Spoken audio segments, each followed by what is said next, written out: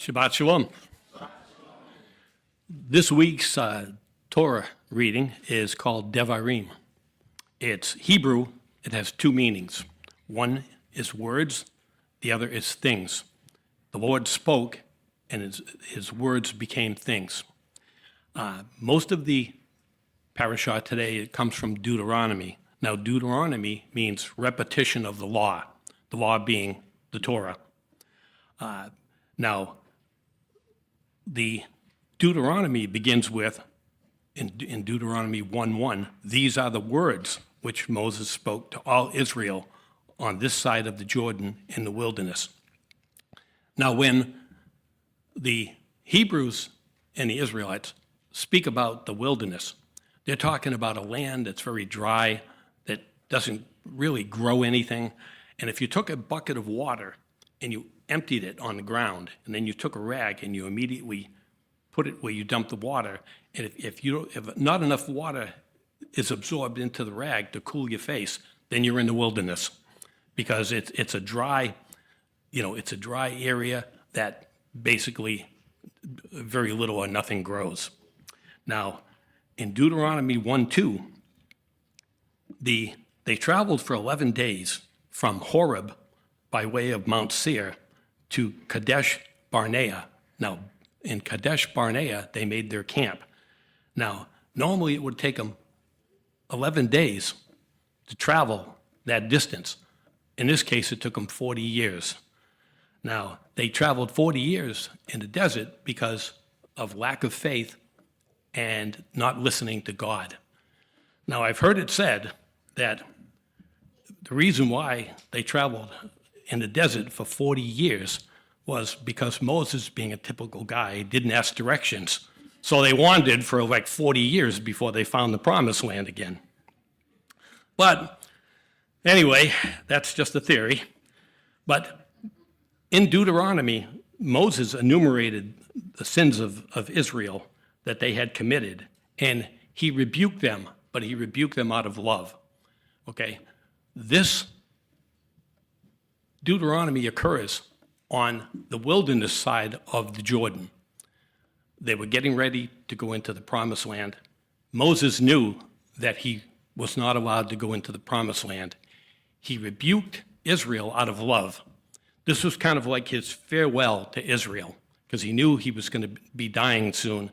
And he, like I said, he rebuked Israel out of love. Now, some of the sins that he rebuked them for was, number one, they refused to go into the promised land. They spoke wickedly, making statements like, it would have been better to die in the desert, or you took us out of Egypt to kill us in the desert. Okay? This showed basically lack of faith that the Israelites had at times. They spoke against manna, saying, our intestines will be bloated from it. They also, in Deuteronomy 1:22, they sinned in that they sent spies into the promised land. Now, this was not God's idea. The people didn't trust the Lord. The Lord said, go into the promised land. However, the people went to Moses and said, maybe we should send spies to scope out the promised land. And Moses went along with it, saying, okay, I think that's a good idea. However, when they came back, 10 out of the 12 spies, as you know, gave a bad review, and it led to them being cursed to wander the desert for 40 years. They sinned again with the Korah rebellion.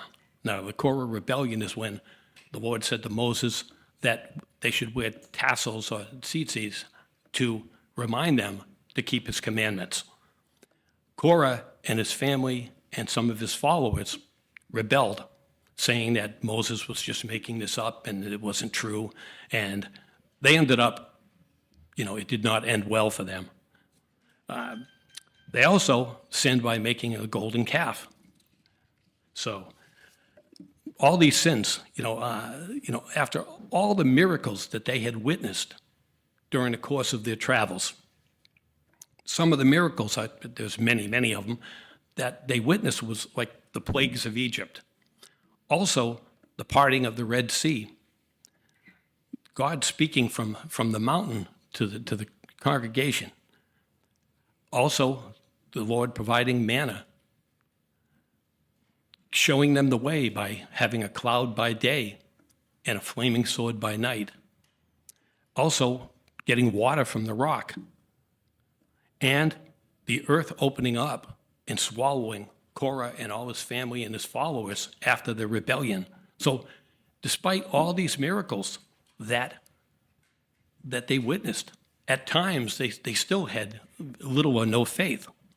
And this is why they were doomed to wander 40 years in the desert till that generation died off.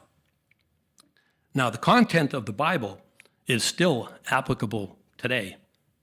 Now, the Apostle Paul said that the same test will befall us, and how will we do? Okay? Now, events that we see in the wilderness are events that we may have to deal with today. Now, I'll give you a scenario. Most Christians feel this is the end times. They feel like we're the last generation, and that the second coming will be, during our lifetime. Now, if we see the Great Tribulation when it starts, and the altar gets shut down, the Antichrist comes to power, and then we have the greater Exodus that happens. We have Sukkot, and we witness all these judgments that are foretold in the Bible. Will we still make the same mistake as our ancestors, the Israelites? Okay, they had a common goal to get into the Promised Land, but when the moment came, they quit. So, if we're in the second Exodus, and we're in the camp, and we see all these things going on, and we have our Passover, and then nothing happens. We wait a week, 2 weeks, 3 weeks, maybe a month. Nothing happens.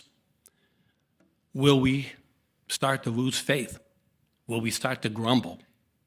Will there be a rebellion? Will we follow with the same mistakes that Israel made? This is why we need to learn from the Bible. Many things from the Bible repeat themselves. And we have to learn from the Bible so that we don't make the same mistakes that Israel did or our ancestors. We have to have faith. We have to trust the Lord. And we need to just have the faith of a mustard seed, as the Bible says. But hopefully, when the time comes, we'll have that faith. Thank you.